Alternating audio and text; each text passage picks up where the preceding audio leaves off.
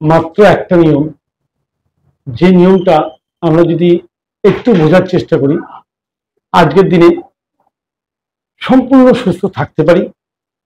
যদি কোনো অসুস্থতা শরীরে থেকেও থাকে, তাও কিন্তু ধীরে ধীরে ধীরে ধীরে শরীর ছেড়ে পালিয়ে যাবে।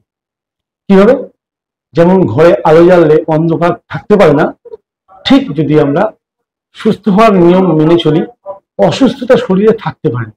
এটা প্রথমে বিশ্বাস করতে হবে। আজকের বিষয়বস্তু এটাই। হয়তো অনেকেই বলবেন যে বোরিং ব্যাপার, কিন্তু যারা প্রকৃত অসুস্থতা নিয়ে কষ্ট পাচ্ছেন আর যারা সুস্থতা খুঁজছেন, তাদের জন্য কিন্তু এটা একটা মজার আলোচনার বিষয়বস্তু। অতএব পুরো প্রোগ্রামটার সঙ্গে থাকবেন আশা করি। অবশ্যই যদি ভালো লাগে, আর যদি যারা নতুন এসেছেন আমার চ্যানেলে, তারা অবশ্যই চ্যানেলটি সাবস্ক্রাইব করে নেবেন। আর যারা আমার রেগুলার ভিউয়ার, তারা শেষ পর্যন্ত দেখার পর যদি আপনার খারাপ লাগে, অবশ্যই কমেন্ট করে জানাবেন। আর ভালো লাগলে অবশ্যই লাইক, কমেন্ট ও শেয়ার, এই তিনটি করবেন। আসল আলোচনায় সময় নষ্ট না করে। আমি সোহেল চৌধুরী, আপনারা দেখছেন আপনাদের প্রিয় স্বাস্থ্য সমৃদ্ধি চ্যানেল। স্বাস্থ্য সমৃদ্ধি চ্যানেলের প্রতিদিনকার মতো আজকেও নিয়ে এসেছি একটা সুন্দর, সহজ, আমাদের প্রত্যেকের জানা উচিত এমন একটা টিপস। আমরা প্রত্যেকে খুঁজি সুস্থ কিভাবে থাকবো আর সুস্থ কিভাবে হব। এখানে দুটো বিষয়, কিন্তু একটা কিভাবে থাকবো, মানে যারা অসুস্থ হয়নি তারা যাতে অসুস্থ না হয়, আর যারা অসুস্থ রয়েছেন এখন তারা কিভাবে সুস্থ হন। এই দুটো বিষয়ের আলোচনা। এই দুটো বিষয়ের আলোচনা আমাদের বৈদিক পুরাণ থেকে আমি খোঁজার চেষ্টা করছি। অতীতের ইতিহাস যদি আমরা ঘাঁটি, আমাদের সৃষ্টিকর্তারা বা আমাদের পূর্বপুরুষরা, তারা আমাদের জন্য যে লিপি নথিবদ্ধ করে গেছেন, আজও কিন্তু সেই লিপির উপরে কেউ একটি কলমের আঁচড়ও দিতে পারেনি যে কোনো মত ভুল। তারা শাস্ত্রে বারবার বলে গেছেন আমাদের জীবন চর্চার কথা। কিন্তু আমাদের ভারতবর্ষ এক মহান দেশ। এই মহান দেশে বারবার বিদেশি শত্রুর আক্রমণ হয়েছে। বিদেশি শত্রুর আক্রমণ হওয়ার ফলে বিদেশি সংস্কৃতি, বিদেশি কালচার ভারতীয়দের মধ্যে ইনজেক্ট করা হয়েছে। ফলে কি হয়েছে, এক সময় ভারত ছিল সোনার চিড়িয়া, এক সময় ভারত ছিল ভিখিবিহীন দেশ। আজ ভারতের অবস্থা কি হয়েছে, স্বাস্থ্য ব্যবস্থা কোথায় গেছে, সেটা আমরা মোটামুটি সবাই জানি, সবাই এর শিকার। আজকের আলোচনা আমি এটাই বোঝাতে চেষ্টা করব যে আমাদের অতীত থেকে কি শিক্ষা নেওয়া উচিত। আমি আজকে যে আলোচনা করবো সম্পূর্ণ আমার ব্যক্তিগত মত এবং ব্যক্তিগত ধারণা। আমি এই আলোচনায় কখনোই কোনো ধর্ম, মত, শ্রেণীকে ছোট করার জন্য বা বড় করার উদ্দেশ্য নিয়ে আলোচনা করছি না। আর এটা কোনো চিকিৎসার চ্যানেলও নয়। অতএব স্বাস্থ্য সম্বন্ধে অতীত থেকে আমরা পড়েছি যা, জেনেছি যা, সেটা নিয়ে আলোচনা। আমার মনে হয়েছে যে আমাদের বৈদিক প্রথায় ঈশ্বর, মানে আমরা যাকে বলি ভগবান, আল্লাহ, গড, যাই বলুন না, প্রত্যেকের মানেটা একই। তা ঈশ্বর আমাদের শরীরে বাস করে। মন্দিরে, মসজিদে, গির্জায় ঈশ্বর পাওয়া যায় কিনা সেটা তর্কের বিষয়বস্তু, আমি সেই জায়গাটা আলোচনায় যাব। কিন্তু আমাদের শরীরের ভিতরে ঈশ্বর আছেন। আমরা প্রত্যেকে পরম পিতার সন্তান এবং আমরা পরম পিতার অংশ। পরম পিতা অর্থাৎ পরমাত্মা, পরমাত্মার মধ্যে যা যা শক্তি আছে বলে আমরা জেনেছি, আমরা যেহেতু তার সন্তান, সেহেতু আমাদের মধ্যেও সেই শক্তি আছে। কিন্তু আমরা সেই শক্তিকেই জাগাতে পারি যে শক্তিকে আমরা রেগুলার ঘষা মাজা করি, সেই শক্তি আমাদের মধ্যে চকচক করে ওঠে। একই মানুষ, কেউ ইঞ্জিনিয়ার হচ্ছে, কেউ ডাক্তার হচ্ছে, কেউ শ্রমিক হচ্ছে, কেউ প্রফেসর হচ্ছে। অতএব যে দিকটা নিয়ে ঘষা মাজা করছে, সেদিকটা নিয়ে উন্নতি করছে। তাহলে এই যে মানব শরীর, এই মানব শরীরকে আজকে সুস্থ রাখার ব্যাপারে সমাজে কোনো আলোচনা নেই। অসুস্থ হলে আপনার সারা জীবনের অর্জিত পয়সা আপনি কাউকে দিন, তার বিনিময়ে আপনাকে সুস্থতা হবে কিনা জানি না, কিন্তু একটু আরাম পাবেন, অবশ্যই আরাম পাবেন। হ্যাঁ, ট্রমা কেয়ার বাদে, কারণ অ্যাক্সিডেন্টের ক্ষেত্রে সেক্ষেত্রে কোনো কথা নয়, কিন্তু আজকের সমাজে যে লাইফস্টাইল ডিজিজ আমরা বলি, BP, sugar, cancer, autoimmune disease, constipation, IBS, এই ধরনের যত রোগ আপনি শুনছেন বা শুনেছেন, এগুলো সবই লাইফস্টাইল ডিজিজ। আমাদের এই কথাটার মধ্যে আছে যে এই রোগগুলো হওয়ার মূল কারণ জীবনশৈলী। তাহলে জীবনশৈলীতে কি ভুল হয়েছে যে আমাদের এই রোগগুলো হচ্ছে, সেটা আমাদের পাল্টে ফেললে আমাদের শরীরে কি সেই রোগগুলো থাকবে? কিন্তু আমরা সেটা না করে আমরা কি করছি, আমাদের সারা জীবনের সঞ্চিত অর্থ ধ্বংসের পিছনে ছুটছি, নিজেরা তো ধ্বংস হচ্ছি, নিজের আত্মীয় স্বজন পরিবারকেও একদম ভিখারি করে দিয়ে আমরা চলে যাচ্ছি। আজকে সমাজে এটাই বোধহয় লক্ষ্য হয়ে দাঁড়িয়েছে। কিন্তু আমি আমার চ্যানেলের মাধ্যমে দিয়ে মানুষকে বলতে চাইছি, আপনার যদি লাইফস্টাইল ডিজিজ হয়ে থাকে, আপনি যে রোগে ভুগছেন সেটা যদি লাইফস্টাইল ডিজিজ হয়ে থাকে, আপনি কেন লাইফস্টাইলটাকে চেঞ্জ করছেন না? লাইফস্টাইল চেঞ্জ করুন, আপনি মুক্ত হয়ে যাবেন।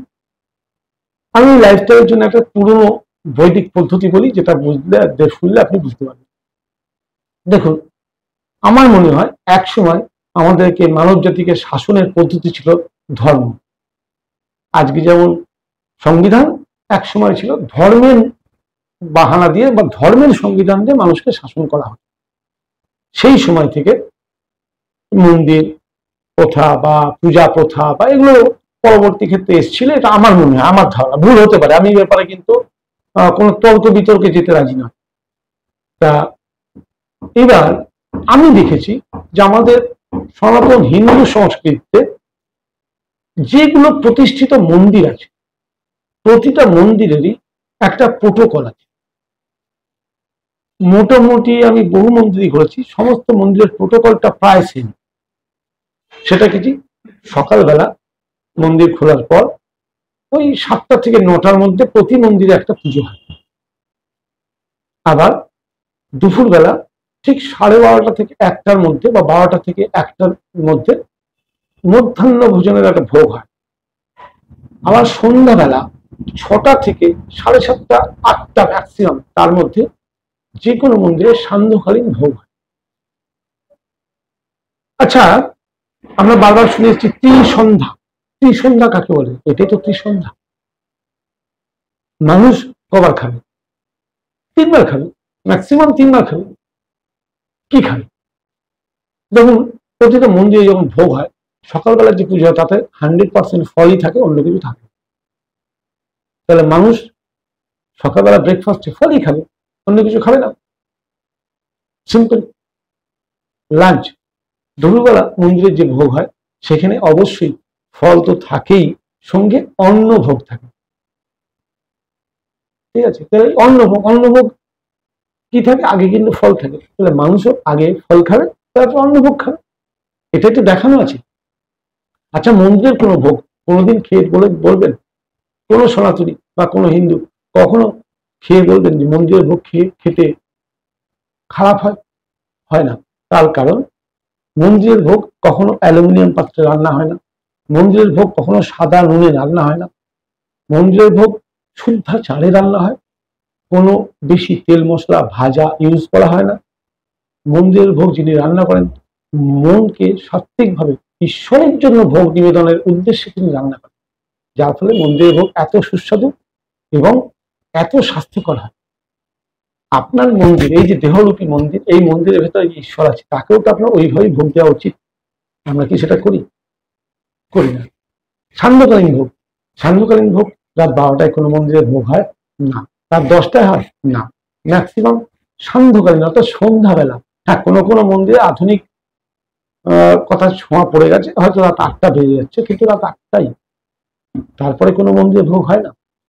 রাতে মন্দিরের ভোগও দেখবেন ফল থাকেই, সঙ্গে থাকে কিছু শীতল ভোগ অর্থাৎ শুকনো খাবার, এবং সেটা পরিমাণে কিন্তু খুব কম।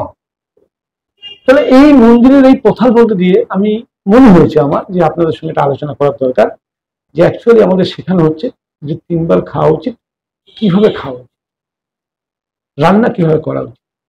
আচ্ছা, আজকে সমাজে এত রোগ কেন?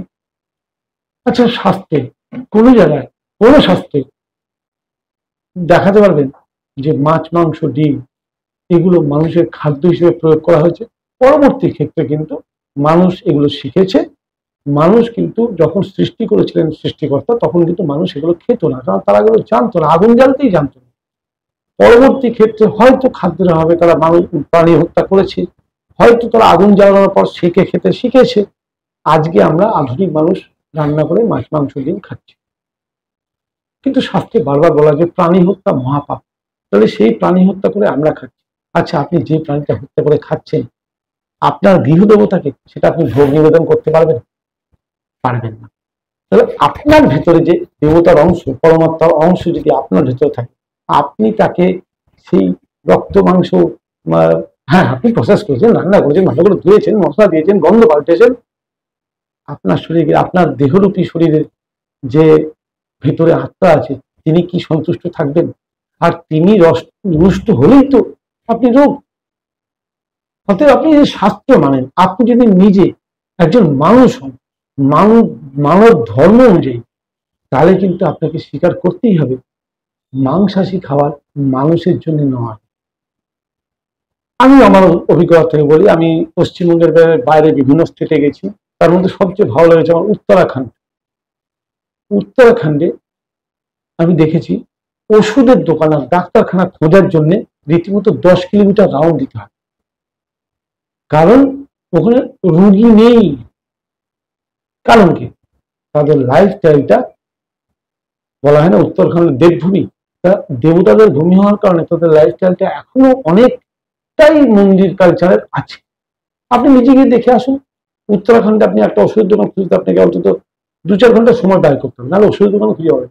খুব মফস্বল শহরে পেতে পারেন, একটু ইন্টেরিয়ারে গেলে পাবেন না, চ্যালেঞ্জ রয়েছে। আমি দেখেছি একটা ওষুধের দোকানের জন্য আমাকে প্রায় 10 কিলোমিটার দূরে গিয়ে ওষুধ আনতে হয়েছে। ঘন্টার পর ঘন্টা ওখানে সব দোকান পাওয়া যায়, কিন্তু পশ্চিমবঙ্গের মতো পান, বিড়ি, মদের দোকান আর ওষুধের দোকান নেই। পশ্চিমবঙ্গের মতো এত চায়ের দোকান উত্তরাখণ্ডে নেই। তো এইগুলো হচ্ছে কালচার। ফলে কি হচ্ছে, ওখানে মানুষ রোগীও কম, আয়ু ওখানকার লোকের বেশি। তো আজকে আমাদের পশ্চিমবঙ্গের মানুষ যারা, তারা এত ভুগছি কেন? একটু খোঁজার চেষ্টা করুন না, একটু খোঁজার চেষ্টা করুন। রোগ নিয়ে ভয় পেয়ে লাভ নেই। আপনি শরীর ভালো থাকলে বেশি আয় করতে পারবেন, আপনার সমাজ, আপনার সংসার, আপনার আত্মীয় স্বজন সবাইকে আপনি সমৃদ্ধ করতে পারবেন। তাই তো আমার চ্যানেলের নাম স্বাস্থ্যর সঙ্গে সমৃদ্ধি। স্বাস্থ্য থাকলে আপনার সমৃদ্ধি থাকবে, স্বাস্থ্য না থাকলে আপনার সমৃদ্ধি থাকবে না। ভিডিও আর বড় করবো না, বলতে শুরু করলে তো অনেক বলা যায়। যদি এই বিষয়ে আরো জানতে চান কমেন্ট করে জানাবেন, এর পরবর্তী অবশ্যই আমি বলবো। যাদের ভালো লাগলো তারা অবশ্যই চ্যানেলটির সঙ্গে থাকবেন, সাবস্ক্রাইব করবেন, লাইক, কমেন্ট ও শেয়ার করতে অবশ্যই ভুলবেন না। নমস্কার।